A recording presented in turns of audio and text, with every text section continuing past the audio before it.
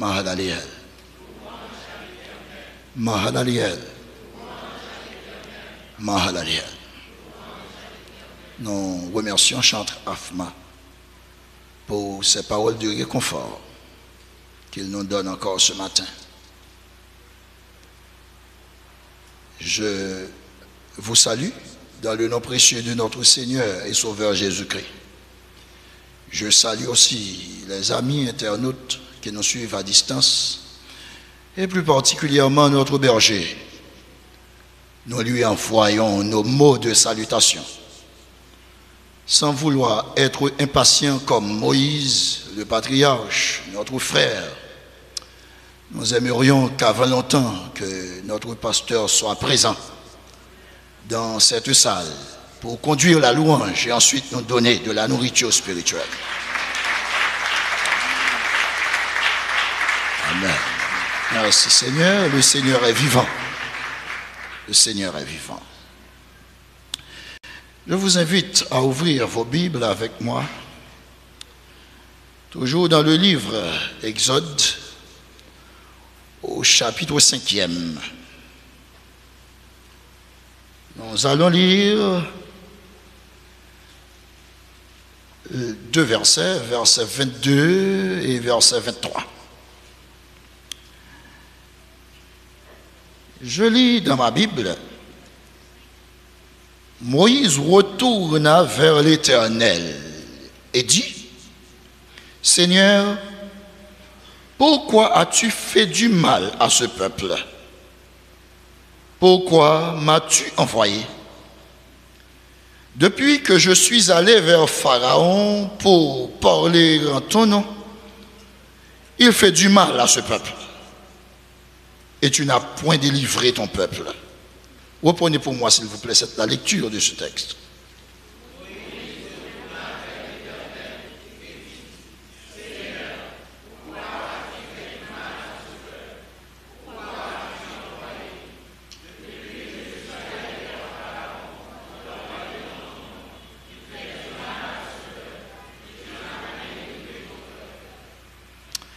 Depuis que je suis allé vers Pharaon pour parler en ton nom, il fait du mal à ce peuple.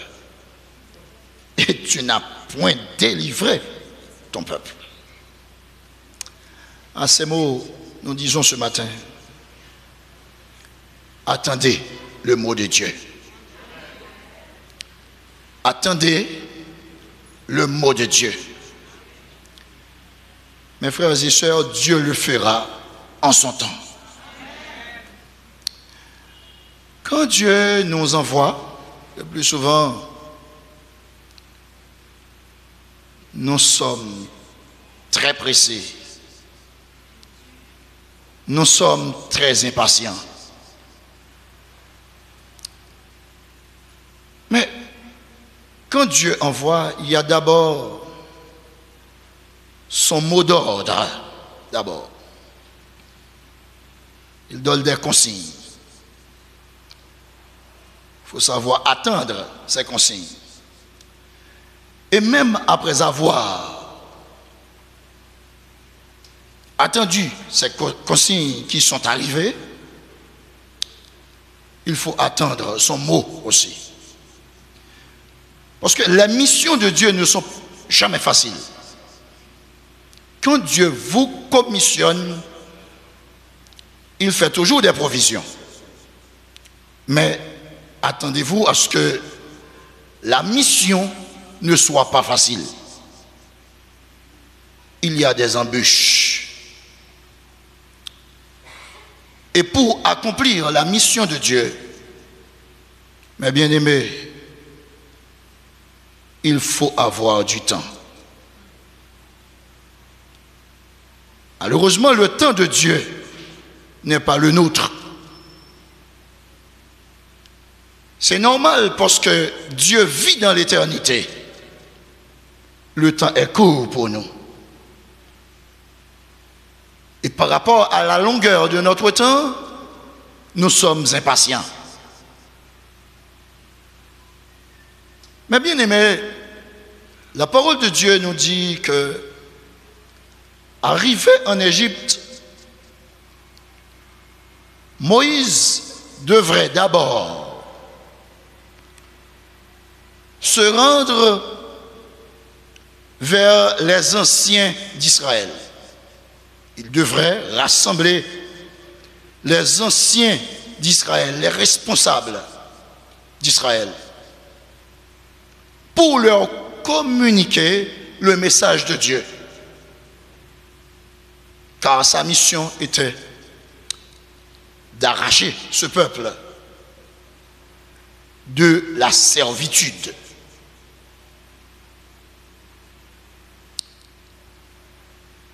Moïse l'a si bien fait, et nous lisons dans Exode chapitre 4, versets 29 à 31, Moïse et Aaron poursuivirent leur chemin. Et ils assemblèrent tous les anciens des enfants d'Israël. Aaron rapporta toutes les paroles que l'Éternel avait dites à Moïse, parce que vous savez que Aaron était le porte-parole de Moïse. Moïse avait des difficultés de langage. Dieu lui a confié un porte-parole en la personne de son grand frère, Aaron. Et il exécuta les signes aux yeux du peuple. Et le peuple crut. Ils apprirent que l'Éternel avait visité les enfants d'Israël, qu'il avait vu leurs souffrances, et ils s'inclinèrent et se prosternèrent. Parole d'encouragement. Si aujourd'hui, vous et moi, nous entendons que le Seigneur nous visite en Haïti, plus de kidnapping,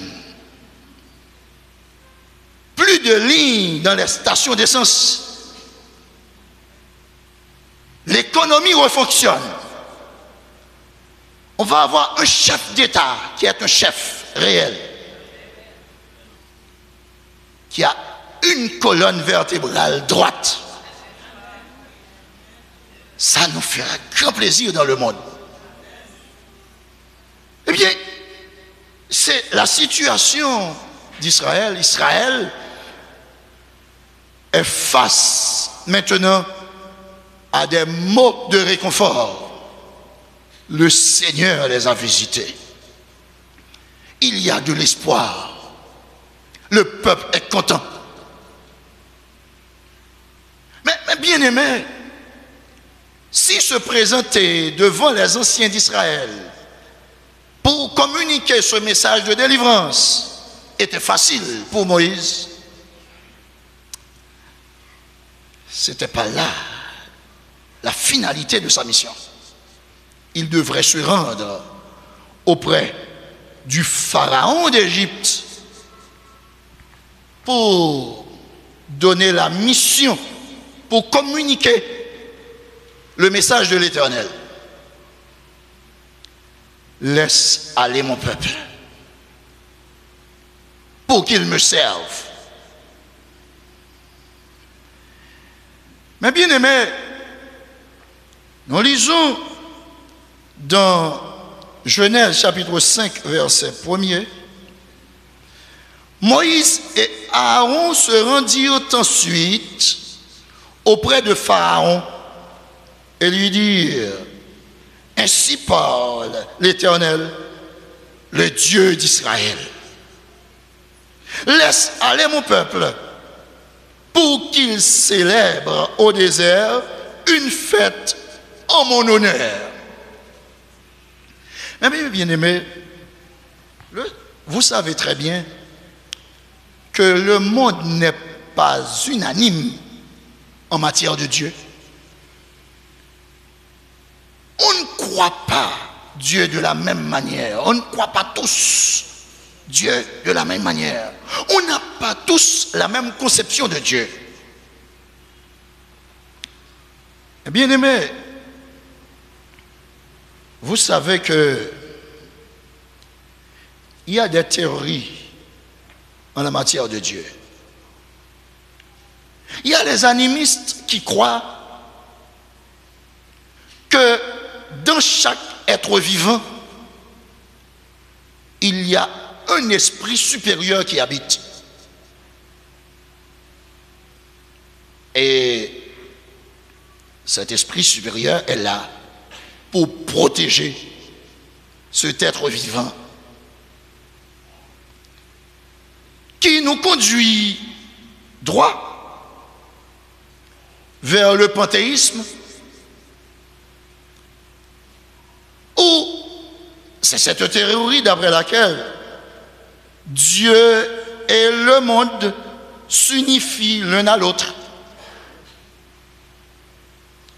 Pour les stoïciens et Hegel, le monde est un être vivant dont la partie dirigeante, l'âme, est Dieu. Les stoïciens et Hegel, ils disent que le monde est un être vivant dont la partie dirigeante, qui est l'âme, est Dieu. Donc chaque être humain est un Dieu. Pour Spinoza, le monde est formé des attributs de Dieu qui dérivent de lui comme la conséquence dérive de son principe. Le monde est formé des attributs de Dieu qui dérivent de lui comme la conséquence dérive de son principe. Et par extension, nous avons la doctrine qui identifie Dieu et la nature, qui aboutit au matérialisme. La doctrine de Diderot. Donc, dans ce cas-là, on n'a pas tous la même conception de Dieu. Quand Moïse et Aaron se présentèrent devant le pharaon d'Égypte pour dire que Dieu, le Dieu d'Israël, nous a envoyés vers vous. Mais de quel Dieu tu veux parler? Parce que eux, ils étaient des animistes. Eux, les pharaons, le Dieu, leur Dieu, c'était eux-mêmes. D'ailleurs, ils croyaient que dans tous les éléments vitaux, il existe ce Dieu-là. Mais eux, en tant que pharaons, ils étaient au-dessus de tous les éléments vitaux. C'est pourquoi eux, ils se considéraient, s'il y avait un Dieu réel, c'était eux. Ils ne prenaient d'ordre de personne, de conseil de personne. Donc ils avaient le droit de vie et de mort sur leur sujet, les pharaons. Si on pouvait manipuler les dieux, les pharaons savaient qu'on ne pouvait pas les manipuler eux-mêmes. Parce que c'était Dieu vivant eux-mêmes. C'était des dieux vivants, des dieux qui se mouvaient.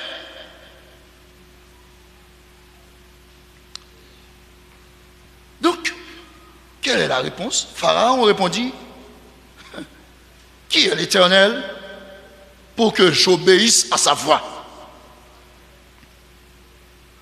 En laissant Israël aller, je ne connais point l'Éternel. Et je ne laisserai point aller Israël. Et la parole de Dieu nous dit que le pharaon d'Égypte s'est fâché. Sur le champ, au verset 6, vous allez voir ce qu'il va faire. Et ce jour même, sur le champ, ce jour même, Pharaon donna cet ordre aux inspecteurs du peuple et aux commissaires. Vous ne donnerez plus comme auparavant de la paille au peuple pour faire des briques, qu'ils aillent eux-mêmes se ramasser de la paille. un travail en plus. Augmente le travail. Vous leur imposerez néanmoins 40, la quantité de briques qu'ils faisaient auparavant.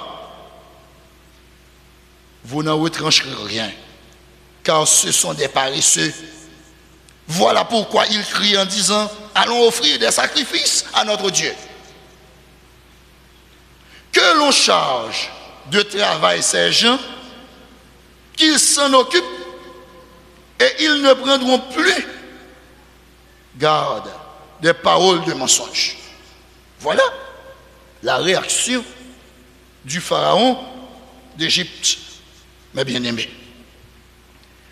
Pharaon semblait raisonner ainsi.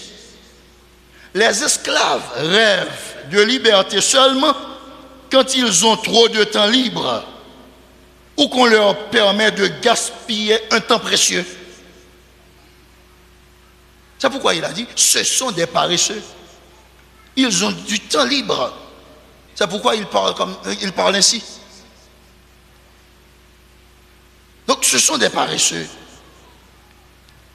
Mes frères et sœurs, la situation est devenue très dure pour les Égyptiens, pour les Israélites. Quand les commissaires voient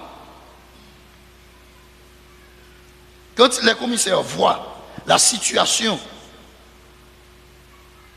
des Israélites, ils se rendaient auprès de Pharaon pour lui demander de lever la main pour ce peuple. Parce qu'avec la quantité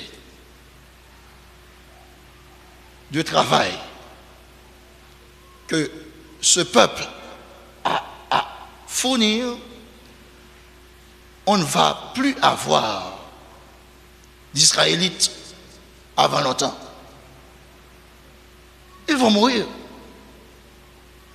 Parce que le travail est augmenté. Et le peuple ne peut pas offrir la quantité demandée chaque jour. Mais Pharaon continuait à les traiter de paresseux. Les commissaires comprirent alors que Pharaon n'allait pas modifier ses ordres.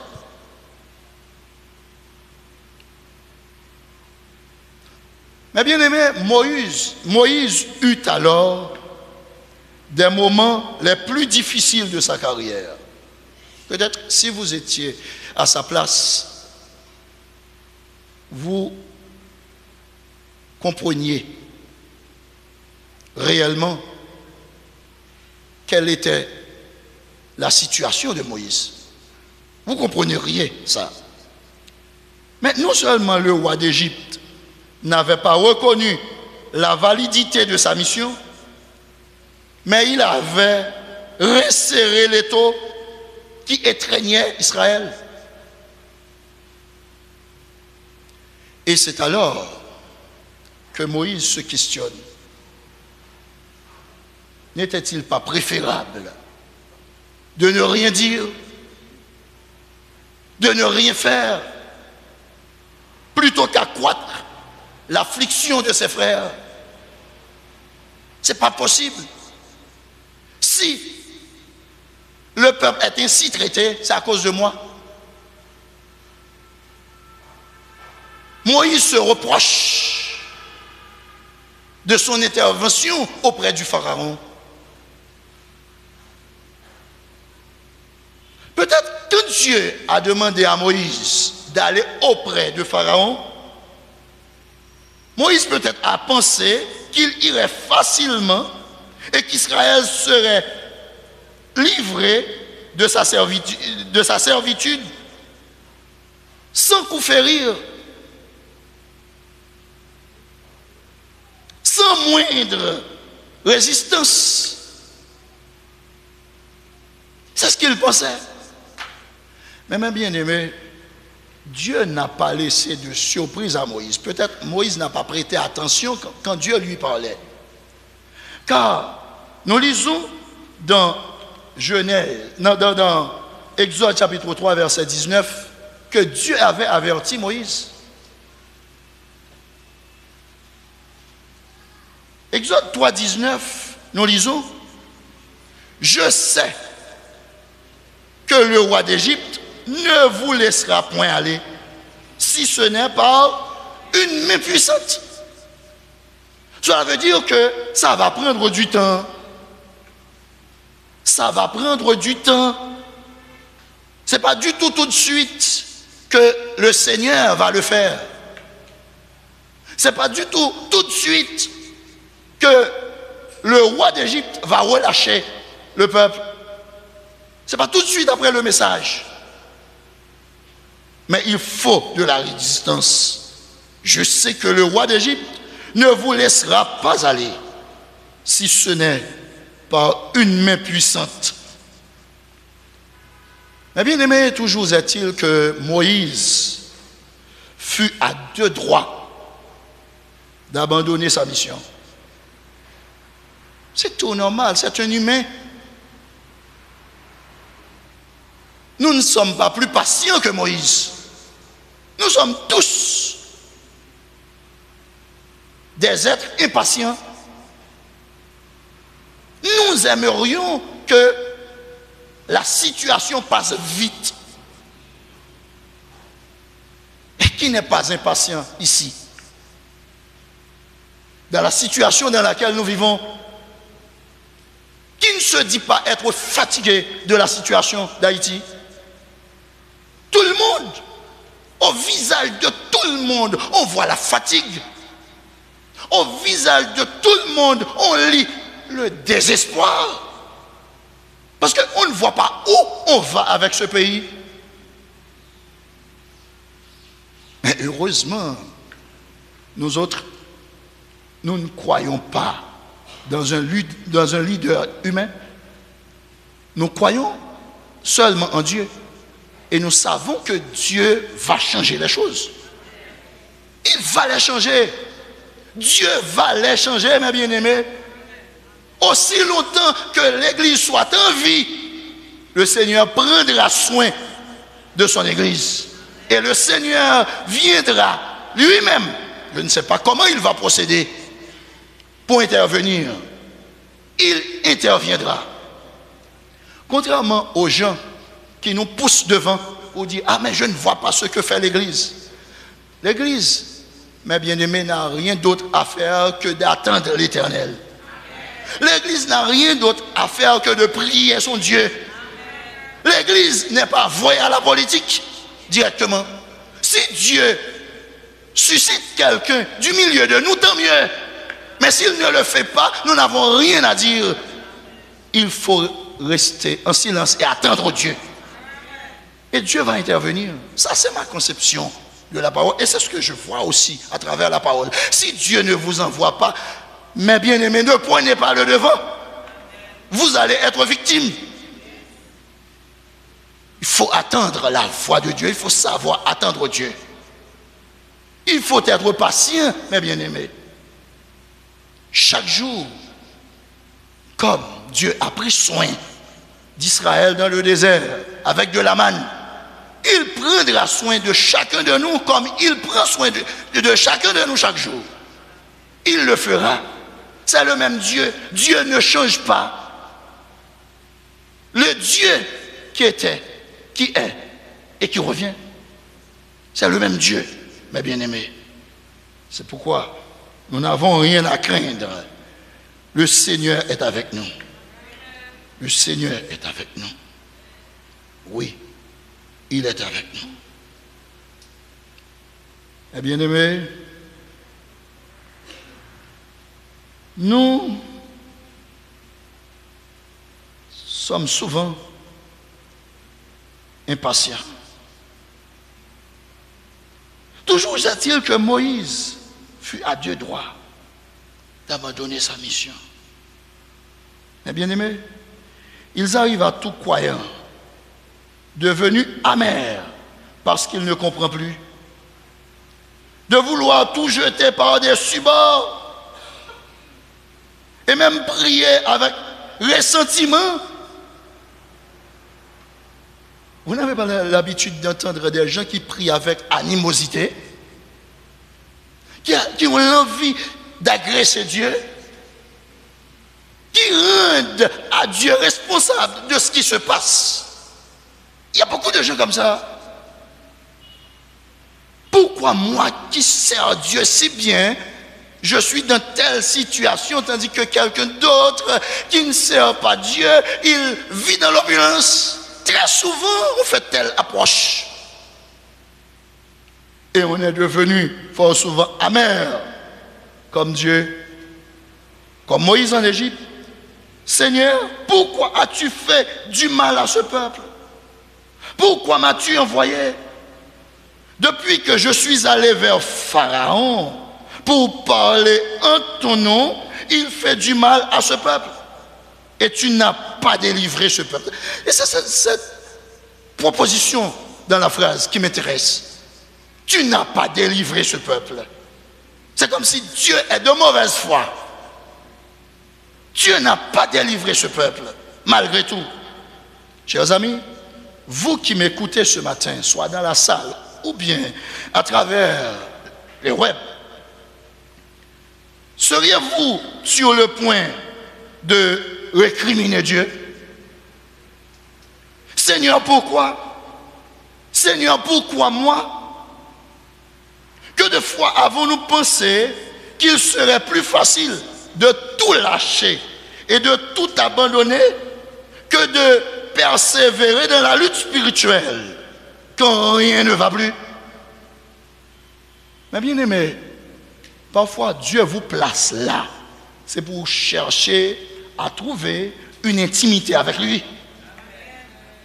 Ce n'est pas le moment que vous devez laisser passer. Ce moment, vous ne devez pas du tout le laisser passer. C'est votre moment de bénédiction. C'est votre moment d'attache à Dieu. C'est votre moment de faire la découverte de Dieu. Parce que c'est dans ces situations qu'on arrive à découvrir qui est Dieu. Parfois, on nous parle de Dieu, mais nous ne le savons pas, nous ne le connaissons pas. Parfois, on parle de Dieu, on témoigne de Dieu, mais qu'est-ce que Dieu a fait pour moi personnellement?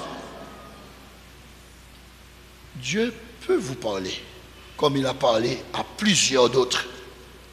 Dieu peut vous révéler sa toute-puissance, comme il a révélé sa toute-puissance aux autres. Sa toute-puissance aux autres.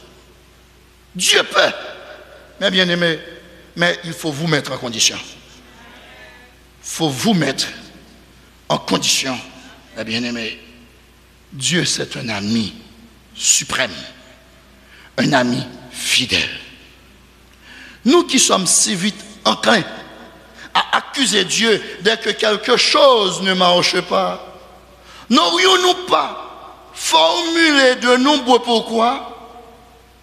Si nous avions été à la place de Moïse, ce ne serait pas bien sûr les mêmes propos, mais certes, le même esprit de revendication.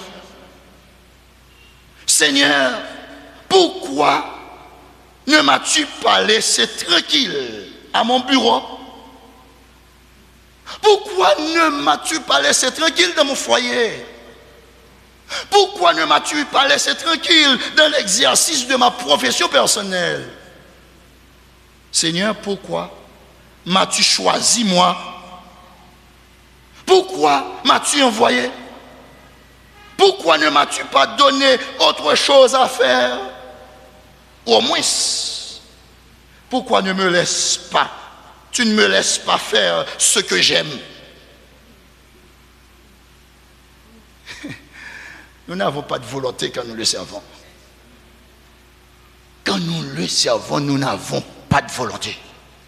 C'est sa volonté qui doit être opprimée. Nous devons mettre notre volonté sous ses pieds.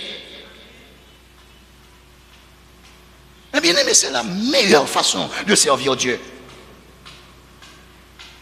Laissez la volonté de Dieu nous dominer.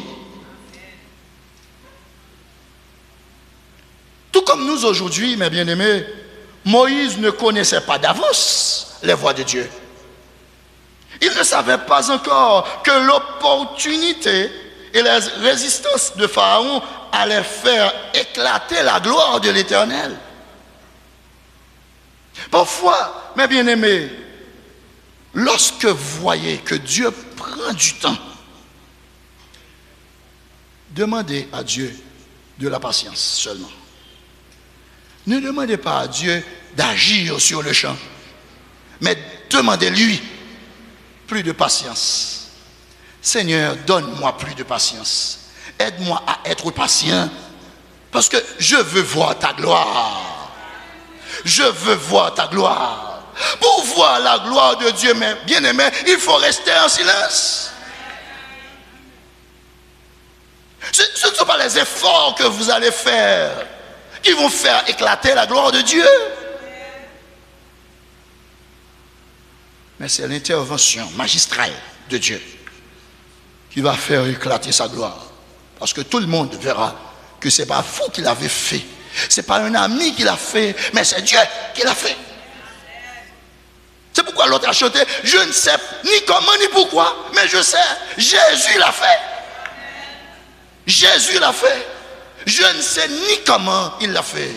Je ne sais ni pourquoi il l'a fait, mais il l'a fait.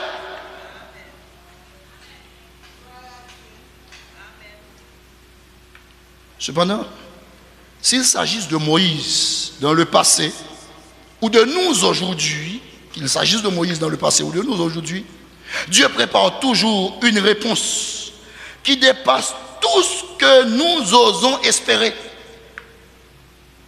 Après l'échec apparent de Moïse auprès du pharaon d'Égypte, regardons ce que l'Éternel a dit à Moïse. Exode chapitre 6, verset 1, verset 2 et verset 6 surtout. Le verset 6 qui m'intéresse le plus. L'Éternel dit à Moïse, tu verras maintenant ce que je ferai à Pharaon. Une main puissante le forcera à les laisser aller. Une main puissante le forcera à les chasser de son pays. Dieu parlera encore à Moïse et lui dit, je suis l'Éternel. Et au verset 6, nous lisons, c'est pourquoi dis aux enfants d'Israël, je suis l'Éternel, je vous affranchirai des travaux dont vous chargent les Égyptiens, je vous délivrerai de leur servitude, je vous sauverai à bras étendus par de grands jugements, je vous prendrai pour mon peuple. Adoption, hein? Je serai votre Dieu et vous saurez que c'est moi, l'Éternel, votre Dieu, qui vous a affranchi des travaux dont vous chargent les Égyptiens. Je vous ferai entrer dans le pays que j'ai juré de donner à Abraham, à Isaac et à Jacob. Je vous donnerai en possession ce pays, moi l'Éternel. Mais bien aimé, ce qu'il dit, c'est l'Éternel qui a parlé. Quand on voit l'Éternel, on voit Yahvé. Et ce Yahvé, c'est le Dieu qui tient ses promesses. Yahvé, le Dieu qui tient ses promesses.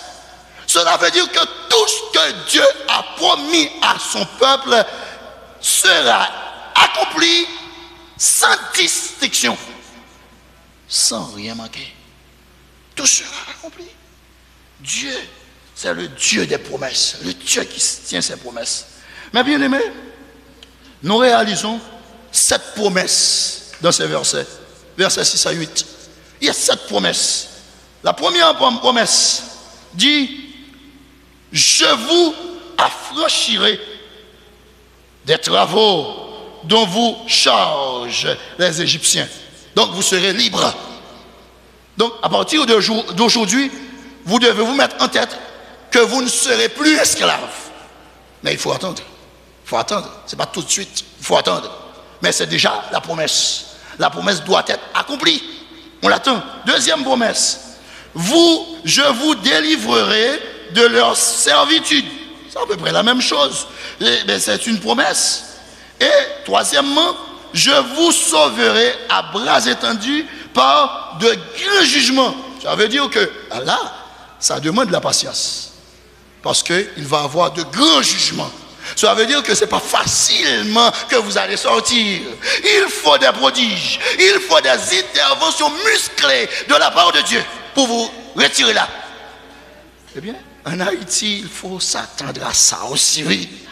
Il faut s'attendre à du sang versé dans ce pays pour la délivrance de ce pays. Ce n'est pas le moment pour se plaindre. Du tout. Quand on voit tomber les gens, il ne faut pas se plaindre. Il faut dire, alléluia, Dieu va sortir ce pays des mains de ses carcans. Dieu va sortir ce pays de sa situation. Je vous prendrai, quatrième promesse, je vous prendrai pour mon peuple. Ici, ce n'est pas n'importe quel peuple. Vous serez le peuple de Dieu. C'est-à-dire par adoption. Dieu va vous adopter. C'est ce qu'il a dit. C'est ce qu'il a fait pour chacun de nous ici. Nous sommes des adoptés. Dieu nous a adoptés par Jésus-Christ. Vous savez que Dieu a un seul fils. C'est Jésus-Christ. Le seul fils de Dieu. Mais tous nous-mêmes, par adoption, nous sommes devenus ses enfants. Les enfants par adoption. Mais Dieu l'a dit aussi à Israël. Je vous prendrai pour mon peuple. Et ensuite, cinquième promesse, je serai votre Dieu. Et vous saurez que c'est moi, l'Éternel, votre Dieu, qui vous affranchit des travaux dont vous chargent les Égyptiens. La cinquième promesse est très belle, parce que la cinquième promesse nous demande d'avoir de la mémoire, de la bonne mémoire. Puisque c'est Dieu qui nous a ôtés de notre situation, il faut toujours des rencontre de reconnaissance pour Dieu. Il faut se réunir pour célébrer Dieu.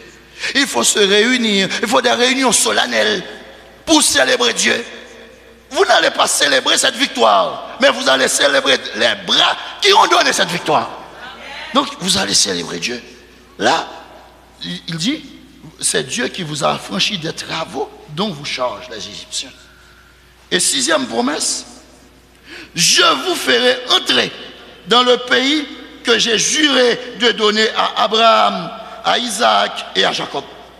Et enfin, je donnerai ce pays en possession, moi, l'Éternel. Non seulement vous allez entrer dans ce pays, mais je vous donnerai ce pays comme le vôtre. C'est votre pays. Donc là, vous remarquez ça, ce sont les promesses de l'Éternel. Mais bien aimés, avant de vous laisser, je voudrais vous donner une illustration. Une veuve inconsolable, avait fait graver sur la tombe de son mari le mot pourquoi. Le mot que vous aimez beaucoup. Le mot que moi aussi j'aime beaucoup. Pourquoi? Pourquoi c'est arrivé à moi? Surtout quand on sert Dieu, plus ou moins, on a toujours tendance à dire pourquoi moi? Mais pourquoi? Mais qu'est-ce que j'ai fait comme Job? Oui, c'est comme Job. Pourquoi? Qu'est-ce que j'ai fait de mal? Pourquoi? C'est ce qu'elle a gravé sur la tombe de son mari. Des années s'écoulèrent pendant lesquelles elle se rendait tous les jours au cimetière pour pleurer. Mais un jour, elle a entendu parler de Jésus-Christ. Il en a fait l'expérience. Il a accepté Christ dans sa vie. Et il a continué à suivre les réunions de formation. Il a compris que les choses ne se font pas au hasard. Il y a les bras de Dieu qui contrôlent les choses. Si Dieu ne veut pas, ça n'arrive pas. Et même les désordres que vous voyez dans le monde, c'est parce que Dieu est d'accord. S'il n'était pas d'accord, ce ne serait pas fait. Elle a compris. Mais bien aimé, alors, en dépit de sa persistante solitude et son chagrin, elle convoqua le marbrier qui avait gravé le monument funéraire de son mari et lui a demandé de changer l'inscription. Et à la place du pourquoi suivi du point d'interrogation, elle fit mettre « Dieu l'a voulu ainsi ». Point d'exclamation. Dieu l'a voulu ainsi. Point d'exclamation. Mais bien aimés, nous vous encourageons ce matin à cesser de questionner Dieu. À cesser vos pourquoi. Nos pourquoi sont trop nombreux, d'ailleurs. Si vous faites confiance à l'Éternel, votre berger, vos pourquoi changeront en Dieu l'a voulu ainsi. Car il ne manquera d'intervenir pour nous, mais en son heure et en sa manière. C'est deux choses à souligner. Dieu interviendra quand même, mais en son heure, en son temps. Et en sa manière, ce n'est pas la façon dont vous voulez. C'est en sa manière. Et en toutes circonstances, mes bien-aimés, attendez toujours le mot de Dieu.